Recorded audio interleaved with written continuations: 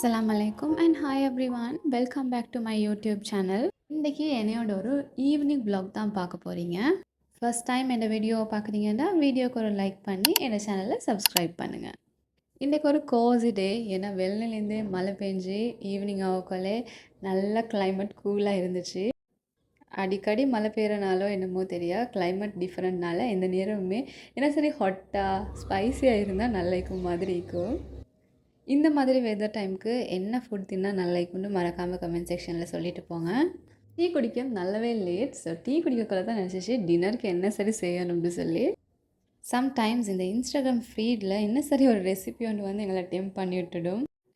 அப்படி பார்த்த ஒரு ரெசிபி தான் நான் இன்றைக்கி ட்ரை பண்ண போகிறேன்.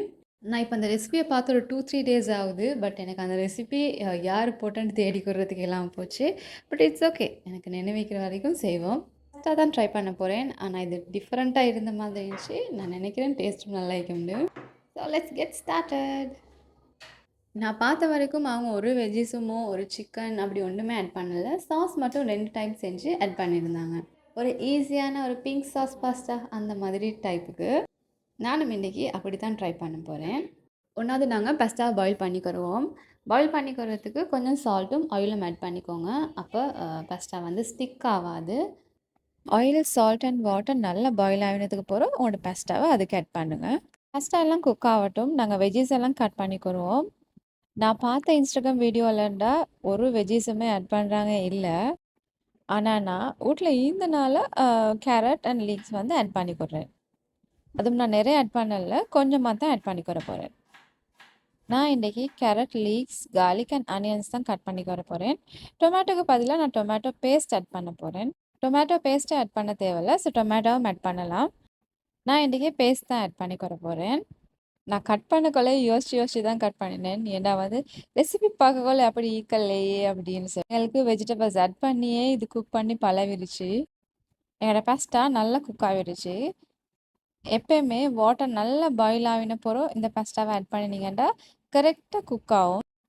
இது வந்து மிச்சம் குக்காகவே அப்படியே இது வந்து ஸ்டிக் ஆகிற பதத்துக்கு வரும்போது இதை வந்து குக் பண்ணி எடுத்துக்கோங்க.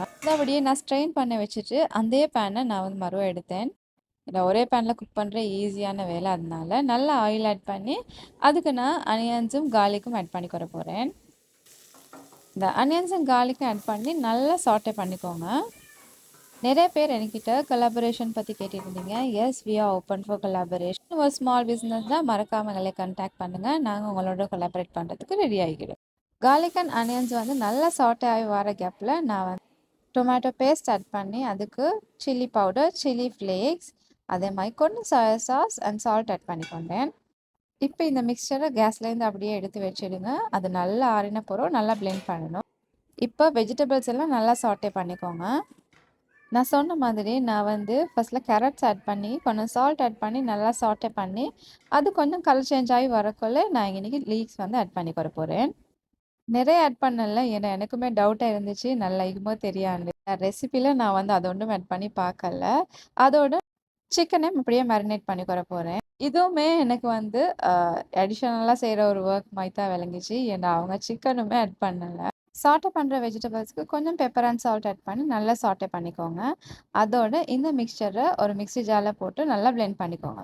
நான் மேரினேட் பண்ணுறது சொல்ல மறந்துட்டேன். மேரினேட் பண்ணுறதுக்கு நான் வந்து chilli flakes, chilli powder, salt, turmeric, அதே மாதிரி பெப்பர் அண்ட் கொஞ்சம் soya sauce add பண்ணிக்கொண்டேன்.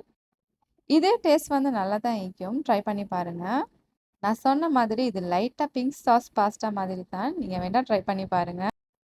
Pink sauce செய்யும் போது ஃபஸ்ட்டுக்கு ஒயிட் சாஸ் செஞ்சுடுவோம். நார்மலாக ஒயிட் சாஸ் செய்கிற மெத்தடே தான், நோ எனி டிஃபரன்ஸ். இன்னைக்கு நான் ஒயிட் சாஸ்க்கு சீஸுக்கு வந்து நான் வந்து ட்ரையாங்கிள் ஒன்று தான் ஆட் பண்ணிக்கிறேன். Any cheese is fine. உங்கள்கிட்ட என்ன சீஸ் ஆட் பண்ணாலும் டேஸ்ட் வந்து நல்லா தான் வரும். நான் இன்றைக்கி இந்த கொத்தமல்லி சீஸில் ஒரு ட்ரையாங்கிள் சீஸ் தான் எடுத்தேன். அதோட இதுக்கு கொஞ்சம் ஆரிகானோ, அதே மாதிரி கொஞ்சம் chilli flakes and salt add பண்ணிக்கோங்க. இது எல்லாத்தையும் ஆட் பண்ணியாச்சு அண்ட் நல்லா ஒயிட் சாஸை மிக்ஸ் பண்ணிக்கோங்க. என்னோட ஒயிட் சாஸ் ரெடி. அதோட எங்களோட சிக்கனும் ரெடி. நான் சும்மா தான் சிக்கன் செஞ்சேன், இட்ஸ் ஓகே ஆட் பண்ணி பார்ப்போம்னு சொல்லி. அதே மாதிரி அதே பேன் எடுத்து நாங்கள் சாட்டை பண்ணி வச்சு இந்த வெஜ்ஜஸ் எல்லாம் ஆட் பண்ணி அதோட இந்த பாஸ்தாவை ஆட் பண்ணிக்கிற போகிறேன். இதை ஆட் பண்ணி நல்லா மிக்ஸ் பண்ணிக்கோங்க.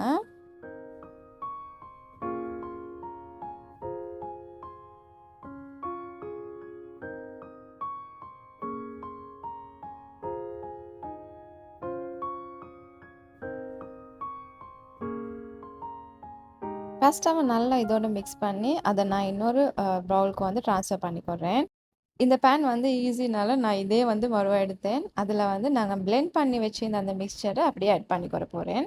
அந்த பிளெண்டருக்கு இன்னும் கொஞ்சம் வாட்டரும் ஆட் பண்ணி அதை சாஸை வந்து ஆட் பண்ணிக்கொற போகிறேன். இந்த சாஸ் வந்து நல்லா பாயில் ஆகணும். அது பாயில் ஆகக்குள்ளே அவங்களோட பாஸ்தாவை வந்து இதுக்கு ஆட் பண்ணிக்கோங்க. நாங்கள் எவ்வளோ தான் ஒயிட் சாஸ் எல்லாம் ஆட் பண்ணி செஞ்சாலும் சம்டைம்ஸ் இந்த பாஸ்தா வந்து சரியான ட்ரை ஆகிடும்.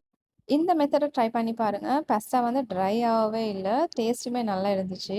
இந்த சாஸில் நல்லா மிக்ஸ் ஆகி வந்த போகிறோம் நாங்கள் செஞ்சு வச்சிருந்த ஒயிட் சாஸில் நான் இதுக்கு ஹாஃப் ஆட் பண்ணி போகிறேன். ஹாஃப் ஆட் பண்ணி அதையும் இந்த சாஸோட நல்லா மிக்ஸ் பண்ணிக்கோங்க. இப்போ எங்களோட பிங்க் சாஸ் பாஸ்தா ரெடி. இப்போ இந்த பாஸ்தாவை நான் பேக் பண்ணுற ஐடியாவில் இருக்கிறேன். அதனால் நான் இதை ஒரு பேக்கிங் ட்ரேக்கு நான் ட்ரான்ஸ்ஃபர் பண்ணிக்கிறேன். உங்களுக்கு விருப்பம்டா இப்படியும் இதை வந்து டேஸ்ட் பண்ணலும். பேக் பண்ணி ட்ரை பண்ணி பாருங்கள். டேஸ்ட் வேறு மாதிரி நல்லா இருக்கும். ஃபுல்லாக ஒரு ட்ரேக்கு இதை வந்து நல்லா ஸ்ப்ரெட் பண்ணிக்கிறேன். பேக் பண்ணுறேன்னா மிச்ச நேரம் பேக் பண்ண தேவையில்லை. நாங்கள் சீஸை வந்து மெல்ட் பண்ண காட்டும் பேக் பண்ணால் போதும். அதோட நான் வந்து சிக்கனை ஆட் பண்ணிக்கிறேன். சிக்கன் ஆட் பண்ணி நல்லா ஸ்ப்ரெட் பண்ணி கொண்டு போகிறோம். அதுக்கு மேலே ஒயிட் சாஸை வந்து ஸ்ப்ரெட் பண்ணிக்கோங்க. லாஸ்ட் டைம் ஒரு வீடியோவில் நான் எந்த மொசரல்லா சீஸ் யூஸ் பண்ணுறேன்னு கேட்டிருந்தீங்க. நான் கொத்மல்லி மொசரல்லா சீஸ் தான் யூஸ் பண்ணிக்கிறேன். சீஸை நல்லா ஸ்ப்ரெட் பண்ணி இதை வந்து அவனில் பேக் பண்ணுறதுக்கு போடுங்க. நான் இன்றைக்கி 200ல் ஒரு 10 மினிட்ஸ் தான் பேக் பண்ண போகிறேன். ப்ரீ ஹீட் பண்ணின அவனில் 10 மினிட்ஸ் பேக் ஆகினோடனே இந்த சீஸ் வந்து நல்லா மெல்ட் ஆகி அப்படியே கோல்டன் ப்ரௌன் கலர் ஆகும். அதை அப்படியே பேக்குக்கு போட்டுட்டு நான் வந்து கிச்சன் கிளீனிங் ஒர்க்குக்கு தான் வந்தேன்.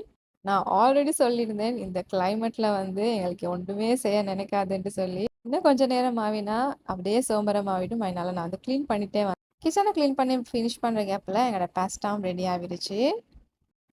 நீங்களே பாருங்கள் எங்களோட பாஸ்தா எப்படி ஜூஸியாக க்ரீமியாக ஆகிக்குதுன்னு சொல்லி. நான் ஹாட்டாகவும் சர்வ் பண்ணினோம். அதே மாதிரி கொஞ்சம் லேட்டாகவும் எங்கள் வீட்டில் ஆட்கள் வந்து தின்னாங்க. பட் இதில் வந்து டேஸ்ட்டோ இது வந்து ட்ரையோ ஆகவே இல்லை. இந்த மெத்தட் வந்து எனக்கு நல்லா பிடிச்சிருந்துச்சு. டேஸ்ட் வந்து செம்மையாக இருந்துச்சு. நீங்களும் வேண்டாம் ட்ரை பண்ணி பாருங்கள். எனக்கு கமெண்ட் செக்ஷனில் சொல்லுங்கள். இது தான் என்னோட பிளேட். நான் ஒரு ரனி எக்கும் ஃப்ரை பண்ணிக்கொண்டேன். It was so yum. Food was amazing. வீட்டில் எல்லாரும் நல்லா என்ஜாய் பண்ணி தின்னாங்க. நீங்களும் இந்த vlog என்ஜாய் பண்ணி பார்த்திருப்பீங்கன்னு நினைக்கிறேன். See you all soon with another interesting vlog. Until then, do subscribe to my channel.